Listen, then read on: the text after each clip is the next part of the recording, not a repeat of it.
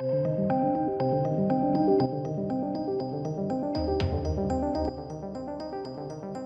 welcome to the channel. I thought I would just give you a long list of the Oscar nominations and my thoughts on them.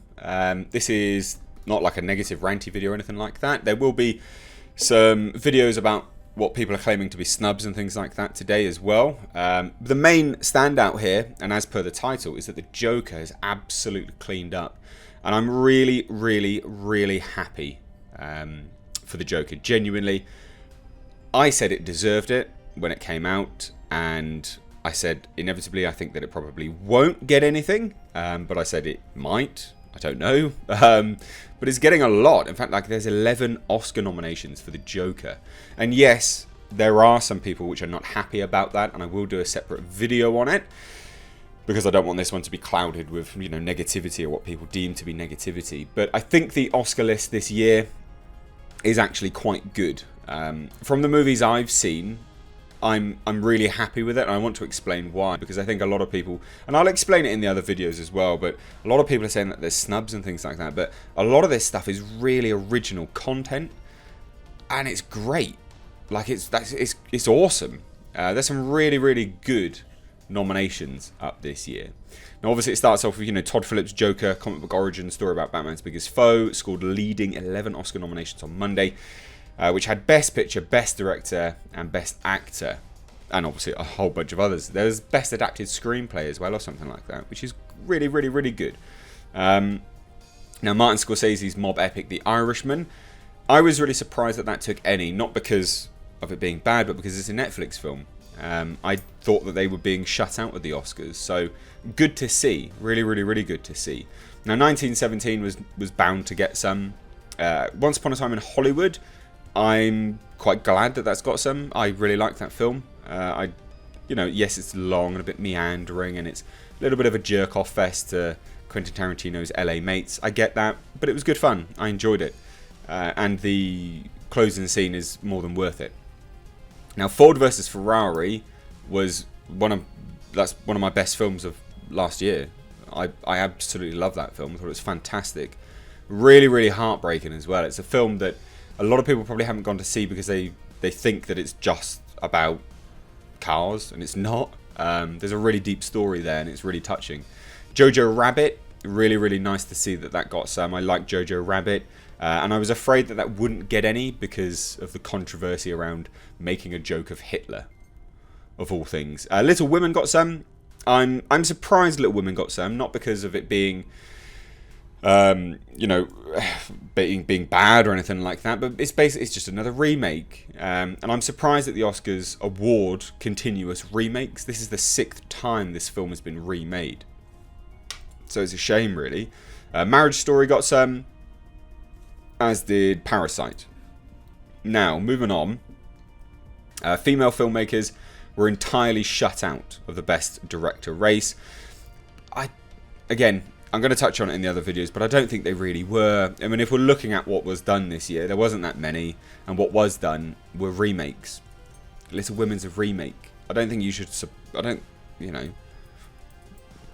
think that should be rewarded, and I think it's good that they're not rewarding them. Maybe it sends a message to studios to stop making things, remaking things. Now, alongside with Phillips, the nominees include Scorsese for The Irishman, Mendes for 1917, Tarantino for Once Upon a Time in Hollywood, and Bong Joon-ho for Parasite. I'd say that's right, though. You know, obviously it's subjective. You've got to look at what's been out there, but they're all original, aren't they? That's good, right? Rewarding original material. So obviously, here is the full list of the 2020 Oscar nominations. So for Best Picture, Ford versus Ferrari, The Irishman, Jojo Rabbit, Joker, Little Women, Marriage Story, 1917, Once Upon a Time in Hollywood, and Parasite. Now, for me, my top pick, my two top picks on here, would genuinely be Ford versus Ferrari, because it's a staggering achievement. There's so much that went into that film. So much that went into that film from an all-round perspective, and I know not a lot of people have seen it. I'll try to leave my review above, but it's a great film. And the Joker, those two would be my top picks. Now, I don't think the other things shouldn't be on here. I think these are all good. Like they're fine. The Irishman, it's a Scorsese film. You know, it's kind of bound to be on there, really. Jojo Rabbit, I'm surprised, but it was a good film. It was very touching. It was a decent movie. I am surprised that Little Women gets on there, as is Marriage Story, just because Little Women is not an original property. And I do feel like the Oscars, they're not really important by any stretch of the imagination, but I do think that they should stop rewarding remakes, because it should hopefully send a message to studios to stop making bloody things, remaking things. 1917, yeah, I'll be watching that shortly. Once Upon a Time in Hollywood, I liked it, so yeah, I don't know whether Once Upon a Time in Hollywood deserves a Best Picture nomination, but there wasn't an awful lot released this year or last year now that was particularly great, so you know, I don't see why not. Parasite, yeah, sure.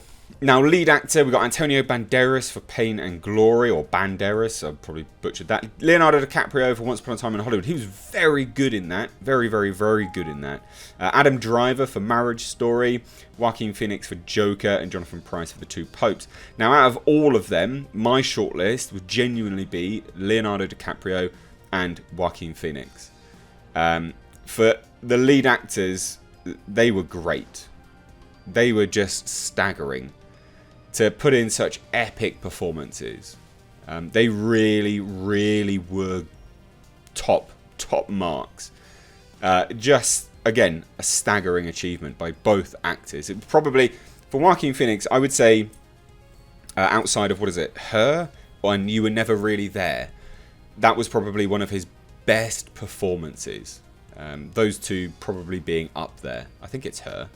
And Leonardo DiCaprio, that was, I wouldn't say that was his best performance. I think one of his best performances was in Django Unchained. But as a lead actor, that's probably one of his best. One of, anyway. Outside of some of his older movies that he's been in. Now, lead actress, Scarlett Johansson for Marriage Story. We've got Cynthia Erivo for Harriet, Saoirse Ronan for Little Women, Charlize Theron for Bombshell, and Renée Zellweger for Judy. Now, a lot of people have claimed that Lupita Nyong'o should have been on there for Us. I don't think she was fine in Us, but if you're looking at the other people that were doing things this year, I don't think she deserved to be up there. You know, she was good for the duality part of it. The croaky voice of Red got super irritating after a while, and I think, like, again, the performance was good, but as a lead actress in the entire year's worth of movies, I don't know. The thing is do you question it and do you just put someone up there as a courtesy nomination? Maybe they should have done, just because, you know, just to get people interested in it. Maybe. But I don't think she deserves to actually win. No. And that's where some of the controversy is coming. Now, supporting actor, we've got Tom Hanks, A Beautiful Day in the Neighborhood, Anthony Hopkins for The Two Hopes, Al Pacino, The Irishman, Joe Pesci, The Irishman, Brad Pitt, Once Upon a Time in Hollywood. Now, for me, personally, I really like Brad Pitt as a supporting actor. I think he was very good in that. Quite nuanced, actually. A little bit more so than most people give him credit for. It was very, very good. Now, supporting actress, we had Kathy Bates for Richard Jewell, Laura Dern, Marriage Story, Scarlett Johansson, Jojo Rabbit, Florence Poe for Little Women, Margot Robbie for Bombshell. Now, personally, my pick here is actually Scarlett Johansson for Jojo Rabbit. She was really good in that. And I'm not a Scarlett Johansson fan, but she was very, very good in Jojo Rabbit. Really, really, really touching. Now, for director, to me, it has to go to Todd Phillips for The Joker. The direction on that film was absolutely brilliant. And I mean, yeah, you got Martin Scorsese for The Irishman, Sam Mendes for 1917, Quentin Tarantino for Once Upon a Time in Hollywood, and Bong Joon-ho for Parasite. The top runners would be Todd Phillips and Bong Joon-ho.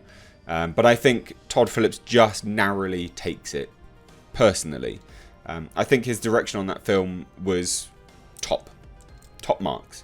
Now, for the animated features this year, very interesting. We had How to Train Your Dragon, The Hidden World, Dean DeBlois, I Lost My Body, Jeremy Clappin, Klaus for Sergio Pablo, Missing Link, Chris Butler, and Toy Story 4 by Josh Cooley. These are not things which I'm hugely familiar with, so I'm not going to talk about them. There's no point me talking about these ones. Now, for the animated shorts, again, not something I'm hugely familiar with, but we had the likes of, Desera, Daria Kashiva, Hair Love, Matthew A. Cherry, Kit Bull, Rosanna Sullivan, Memorable by Bruno Collette, and Sister Siki Song. Now, the adapted screenplay is an interesting one here, and I think this is one where people will question it, but I think, again, there's a few good ones here, right? So you've got The Irishman by Stephen Zalian, or Zalian, butchered that. Jojo Rabbit by Taika Waititi. Joker by Todd Phillips and Scott Silver. Little Women by Greta Gerwig, and The Two Popes by Anthony McCartin. Now, I don't personally think Little Women should be on there. I don't think a movie that has been remade 6 times belongs on the adapted screenplay. Personally, I don't believe it. And now a lot of people will probably jump at that and say, well, that's the only woman on there, you're singling it out. I haven't seen The Two Popes, so I can't talk about that. And I haven't seen The Irishman. Again, I don't have 3.5 hours spare just to sit down and watch Netflix. It's not what I don't have that time spare. But personally, for me, Joker and Jojo Rabbit, I would say, for an adapted screenplay, and you'll probably think I'm going to go for Joker. I'm not. I actually think Jojo Rabbit should take it, because there's a lot more nuance in that film. Very, very subtle comedic elements mixed with atmosphere and dread, where I don't think a lot of people have given it credit for. Now, Joker is the obvious pick, but and it's a great screenplay. It's fantastic, like it really is. But I actually think Jojo Rabbit should take it just by it's only a narrow margin, but it's a narrow margin nonetheless. There's a lot there. There's some very powerful imagery in that film. Again, like I said, not a lot of people have seen it. They don't give it the credit that it deserves. Now, again, a lot of people have said, again, you could say, well, adapted screenplay, well, there's the original screenplay. Yeah, I get that. But I just don't think this should even really be a category that much, to be fair. Now, the original screenplay for Knives Out, Rian Johnson, that's a good film. It's actually good. Marriage Story, 1917, Once Upon a Time in Hollywood, and Parasite. Personally, I think it should be Parasite. I also think that Once Upon a Time in Hollywood is a narrow margin up to Parasite as well. The other ones are kind of obvious, but I don't think that they deserve it. I think it's Parasite and Once Upon a Time in Hollywood. My personal picks. Now, cinematography is an interesting one.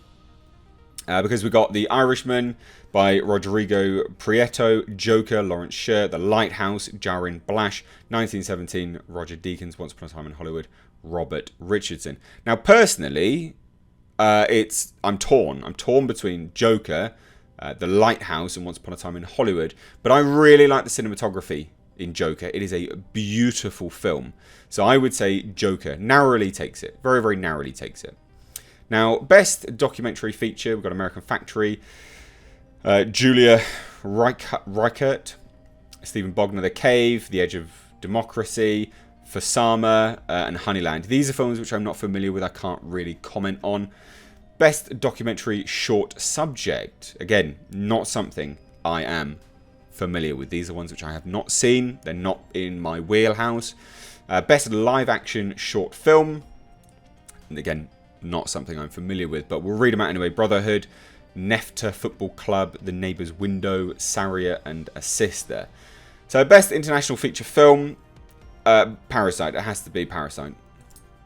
Personally, it just has to be. Yeah, you got Corpus Christi, Honeyland, Les Miserables, Pain and Glory, and then, like I said, Parasite. But it'd have to go to Parasite. It's a fantastic film. Film editing, interesting one here, and again, if you're looking at the editing in these movies, I think they definitely deserve to be in there.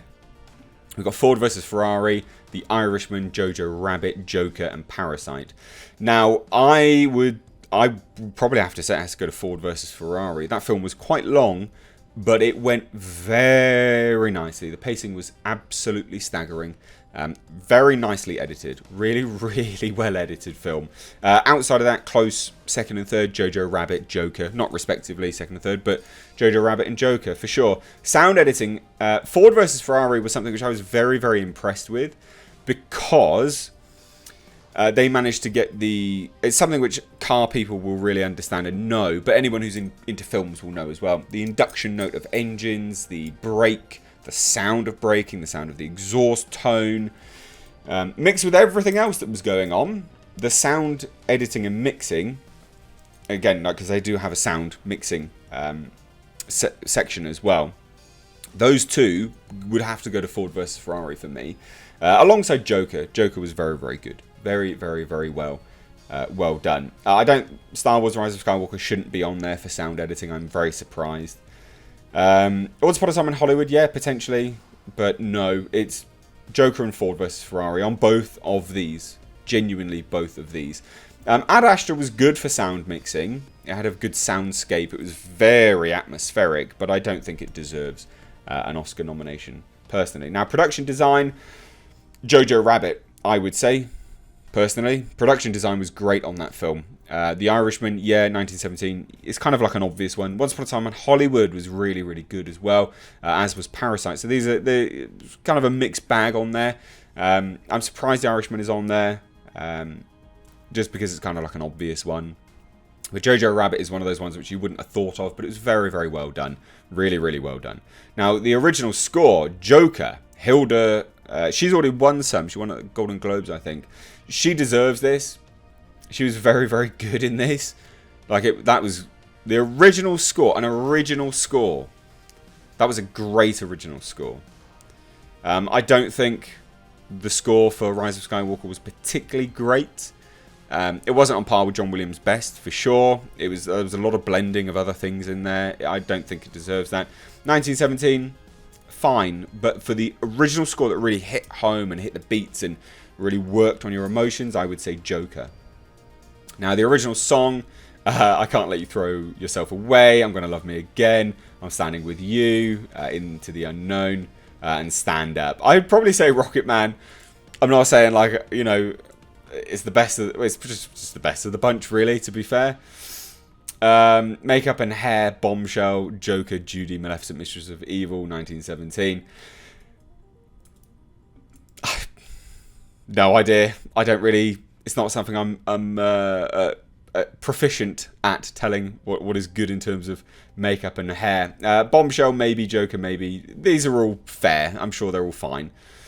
Now, costume design, Jojo Rabbit, Joker, Little Women, Once Upon a Time in Hollywood, and Irishman. Costume design, Once Upon a Time in Hollywood was very good. The costumes were seamless, as was Jojo Rabbit, and as was Joker. Irishman, I don't think really deserves to be up there. Like, it's mainly just suits and stuff. But yeah, I can see that. Now, visual effects is an interesting one.